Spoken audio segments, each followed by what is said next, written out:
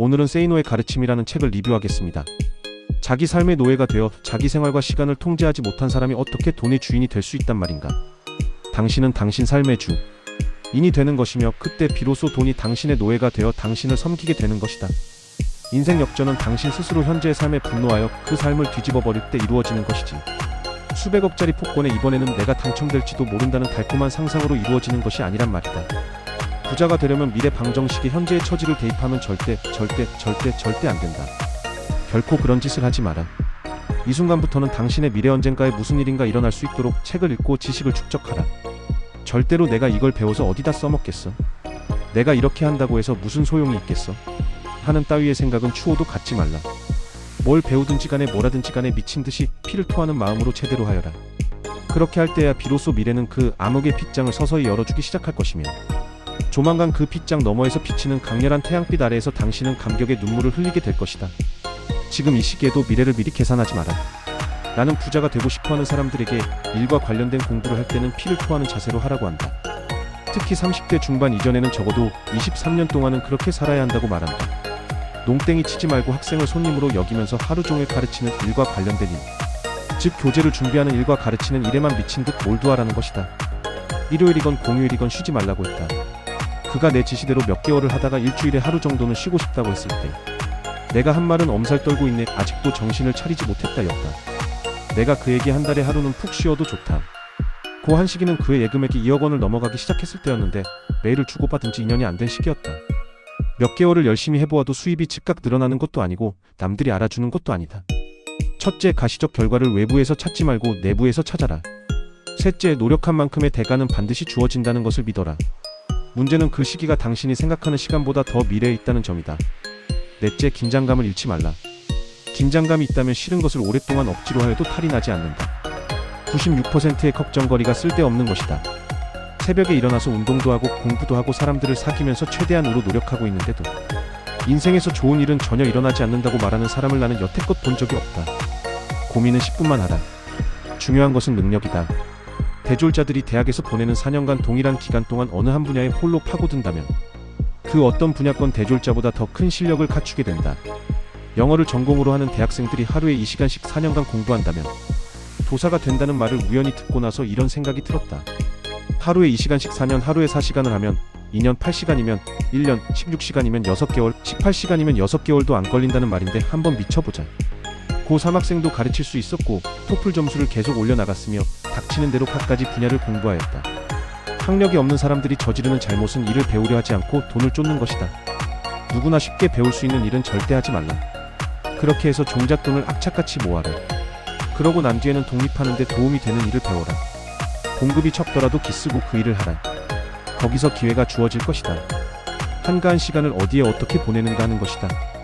배우고자 하는 분야에 100% 미쳐라. 극복해야 하는 것은 체념과 게으름이다. 부자가 되려면 세상 사람들이 돈을 놓고 버리는 게임을 충분히 이해하여야 한다. 펠릭스는 돈을 사랑해 같은 쉬운 책부터 읽어보라. 하루에 3시간 이상 자기를 위한 투자에 사용하라. 학벌이나 학력이 없어 성공하지 못한다는 말은 게으른 사람의 핑계일 뿐이다. 부자가 되려면 미국인들이 길거리 지식이라고 부르는 총체적 통찰력이 있어야 한다. 이를 총괄적으로 좀 더 많이 배울 수 있는 직장을 찾아야 하는데 그렇게 하는 사람은 정말 드물다. 공부를 대단히 잘하는 사람들에게는 나름대로 성공과 부를 잡을 수 있는 길이 분명히 존재한다. 똑똑했기에 좋은 학교에 갈 수 있었고 바로 그 사실 때문에 학벌이 사람을 가늠하는 척도가 된다. 일자리를 주는 집단에서의 1차적 잣대는 학력과 학벌이다. 반드시 극상층에 속하여야 한다. 이 세상은 내가 내 자신에 대해 자부심을 가지려면 먼저 무엇인가 우선 성취하여 놓아야 한다. 끈깨라 고등학교를 졸업하고 연봉 4만 불은 절대 못 받는다. 뭔가 잘못되어 엉망진창 되었다면 바로 내 책임이다. 학교에서는 너희를 승자와 패자로 가르지 않았을 것이다. 인생에서는 그렇지 않다. 세상은 네가 매일 출근하여 8시간 일할 것을 기대한다. 너의 개성을 키워주거나 자아 발견을 돕는 것에 관심을 보이는 일터는 극소수에 지나지 않는다. 자기 실현을 이끌어주는 일터는 더더욱 드물다. TV는 현실 속 삶이 아니다. 내 인생은 시트콤이 아니다. 공부벌레들에게 잘해라. 네가 결국에는 그들 밑에서 일하게 될 수도 있다. 우리 모두 다 그렇게 될 수 있다. 나는 제도권 팍즉 사회에서 여러 책들을 보며 하는 공부를 대단히 강조하는 사람이다. 제도권 내에서의 공부와 관련하여 말한다면 학교 공부를 아주 잘하면 부자가 될 기회의 첫 단추가 주어진다. 반면에 전직을 하고자 대학원을 다닌다면 제일 유명한 곳에 젊었을 때 다니는 것이 좋다. 돈을 운영할 수 있는 지식은 단순한 금융 지식이나 투자 지식이 아니기 때문이다. 그것은 쏟아지는 정보를 이용하여 돈의 흐름을 볼 줄 아는 눈이며 인간 심리를 알고 문화를 이해하는 능력이며 시장 경쟁의 치열함 속에서 승리하는 방법을 법의 테두리 안에서 모색하는 힘이다. 그러한 지식을 얻으려는 노력으로 나는 신문을 많이 본다. 나는 경제 기사를 특히 소중히 여긴다. 경제란 다음에 보는 지면은 문화란이다. 문화를 알아야 인간을 이해하고 사업을 할 수 있기 때문이다. TV 프로그램에 대한 내용도 대충은 본다. 정치, 사회, 스포츠 등은 대충 본다. 내가 집중하며 보는 것은 광고이다. 하지만 장거리 노선에서 1등석 승객들은 거의 모두 경제지를 찾는다. 1등석 승객들은 1차적 관심이 경제이며 그래서 돈을 더 번다. 당신 자신이 주인공인 경제게임에서는 규칙도 모르고 있는 셈이다. 돈과 친하다는 것은 경제게임의 법칙을 안다는 것이고 경제의 피가 흐르는 증권, 부동산, 경영, 사업 등에 대한 책들을 읽는다는 뜻이다. 경제지 하나와 경제 주간지 하나 정도는 읽어야 감이 잡힐 것 아니겠는가. 신문값이 부담스럽다면 일간지 대신 경제지만 읽어도 된다. 돈 냄새 나는 책들을 더 많이 읽어왔다. 영혼의 양식보다 일용할 양식을 먼저 챙겼다는 것이다. 일용할 양식부터 넉넉하게 만들고 그 다음에 교양을 닦아라. 당신도 사회에서 대가를 받을 수 있는 것을 먼저 해라. 딱 1년만 미치면 장담하건대 내년에는 벅찬 가슴을 갖게 된다. 교양이니 영혼의 양식이니 하는 것들은 그 다음에 해결해도 되지 않겠는가. 부자가 되려면 돈이 되는 시간이 많아야 한다. 시간이 날 때마다 모든 것에 관심을 갖고 배우고자 하였다. 닥치는 대로 책을 읽고 배워나가라. 우선은 지금 하고 있는 일과 관련된 것부터 마스터하라. 그렇게 할 때 그 시간은 돈이 되는 시간이 될 수 있다. 재미없어 보이는 지식들을 위하여. 돈이 되는 시간을 먼저 투자하는 사람만이 크로노스의 굴레에서 벗어날 수 있다. 중요한 것을 위해 지금 시간을 투자하라. 지금의 시간이 미래의 돈이 되게 만들어라. 즉 운도 따라야 한다는 말이다. 결국 돈이 행복의 첫 단추를 채울 기회를 주는 기능을 갖고 있긴 하지만 나머지 단추들은 모두 다른 요소들이 좌우한다는 말이다. 다 같은 인간인데 출까지 차별하다니 너무한다. 돈 없다고 괄시하니 서러워 못 살겠네. 따위의 생각을 한다면 당신은 평생 부자로는 살지 못할 것이다. 자본주의에서 돈을 지불하는 대상은 결국 좀 더 편하고 좋은 것을 얻기 위함이다. 당연히 그 질적인 면은 지불하는 돈의 크기와 비례할 수밖에 없다. 고급 차이어서 우대하는 게 아니라 자주 오니까 우대하는 것이다. 더 편하고 더 좋은 것을 원한다면 대가를 지불하라. 부자가 되는 법을 가르쳐 주겠다고 하면서 강의료 명목으로 돈을 받는 사람은 기본적으로 당신이 낸 돈으로 부자가 되고 싶은 사람들이다. 요지는 베풀라는 것이다. 그렇게 하면 행복해진다. 무소유의 길을 택하지 않는 삶에서는 소유가 여전히 행복의 한 조건으로 남아있다. 당신이 돈 많은 집에서 태어나지 않았다면 결혼 초 가장 저축을 많이 해야 한다. 조화와 균형을 부르짖으며 젊음을 보냈던 부자를 한 명이라도 데려와 보라. 젊음을 즐기면서도 부자가 된 사람은 헛된 꿈이다. 부자로 살고 싶다면 젊은 시절에 철저하게 돈을 움켜쥐어라. 먼저 몸값을 올려나가면서 최대한 절약하고 최대한 먼저 모아라. 그러면 먼저 쌓일 것이다. 그 쌓인 돈이 부자가 될 종잣돈이 된다. 처지에 맞는 공간을 찾아라. 거지 수준으로 살면서 시간을 아끼고 능력을 키워나가며 돈을 모아야 한다. 그래야 가난에서 탈출할 수 있다. 생활 환경이 높다고 높은 행복이 포장되는 것은 아니다. 사회에서는 어떤 형태로든 성공하면 기쁨을 얻을 수는 있다. 계속 성장해야 함. 행복은 우리가 소유한 것들이 유형의 것이든 무형의 것이든 상관없이 그 양과 질이 증가하는 그 과정이 계속될 때 얻어진다. 고정된 고소득보다는 소득이 증가하는 상태가 더 낫다. 사람은 자신의 가치를 계속 증대할 때 행복을 느낀다. 행복하려면 변화를 주도하라. 다른 하나는 인간으로서의 성숙을 지향하는 것이다. 행복은 우리가 소유한 것들이 유형의 것이든 무형의 것이건 상관없이 그 양과 질이 증가하는 과정이 계속될 때 얻어진다. 고정된 고소득보다는 소득이 증가하는 상태가 더 낫다. 소득이 매년 오를 때 인간은 행복을 더 많이 느낀다. 사람은 자신의 삶의 변화를 일으켜 그 어떤 분야에서든지 자신의 가치를 계속 증대시켜 나갈 때 행복을 맛볼 수 있다. 토머스 제퍼슨은 행복의 추구는 양도할 수 없는 권리라고 했다. 그 권리를 누리려면 스스로 변화를 먼저 주도하라. 당신 스스로 뿌듯하여질 수 있는 주체적인 삶을 찾아라. 당신이 돈을 얼마나 벌든 간에 삶의 변화가 없고 뿌듯함이 없다면 결코 행복을 느낄 수 없다. 돈이 문제가 아니다. 당신이 자기 자신의 가치를 변화시키고 증가시키는 노력을 할 때 행복은 매일 같이 주어지는 법이며 덤으로 뿌듯함마저 느끼게 된다. 이 사회에서 대가를 받는 것과는 관련 없이 인간으로서의 성숙함을 지향하는 것이다. 참선을 하면서 자신을 바라보거나 로마인 이야기를 읽으면서 인생을 배운다거나 하는 것 말이다. 변화의 양적인 면과 질적인 면에 관심을 두어라. 그렇게 하면 행복과 뿌듯함을 매일 맛볼 수 있고 돈은 저만치에서 뒤따라오게 된다. 시간을 헛되이 쓰지 않고 책을 읽고 지식을 습득하여 삶과 생활 속에서 실천할 때 언제나 나는 뿌듯함과 행복감에 충만하였다. 돈은 그 뒤에서 성큼성큼 뒤따라왔다. 아직도 부자가 아니라 훨씬 더 부자가 되었으며 충분히 행복한 운 좋은 사람으로 살고 있다. 가장 행복한 사람은 행복해지고 싶어하는 열망이 크지 않았던 사람임을 지적한다. 순간순간 충분히 몰입할 때 찾아온다. 전쟁터에서 휴머니즘을 찾으면 당신이 죽는다. 총체적 중산층 국가라고 불리우는 일본마저도 그 게임의 본질을 이해하고 실천하지 못해 중류층이 무너지고 있는 중이다. 이 게임은 지극히 단순하다. 이익을 누가 더 많이 낼 수 있는 구조를 갖추고 있느냐이다. 당신이 경제적으로 살아남으려면 휴머니즘이 아니라 손익계산서에서 이득이 나와야 한다. 그래야만 경제게임에서 이길 수 있고 자본이라고 하는 힘을 지닐 수 있기 때문이다. 힘을 지니지 못한 자는 평화를 누릴 자격이 없다.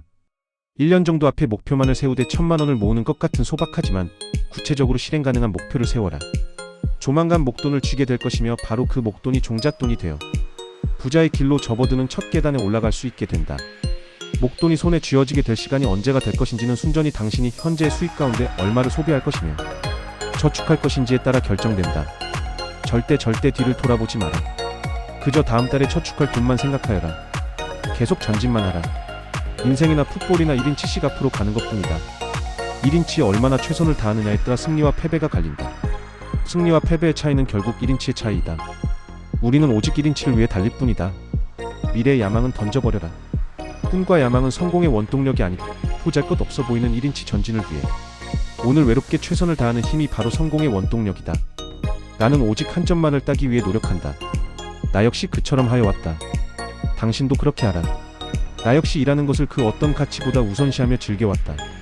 일을 효율적으로 하면 남들보다 더 잘하게 되면 세상에서 받는 대가가 커진다. 그 받는 대가가 쌓여 부자가 되면 그 다음부터는 일에서 벗어나 살고 싶은 대로 살 수 있게 된다. 도서관 내 야전 침대에서 혼자 밤늦도록 책을 읽었다. 현대 소설과 실용 서적들이었다.